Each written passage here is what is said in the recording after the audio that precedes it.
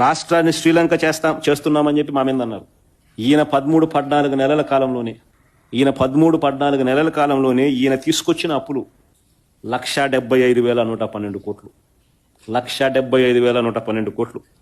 మా ప్రభుత్వం 5 ఏళ్లలో చేసిన అప్పు 3,32,671 కోట్లు.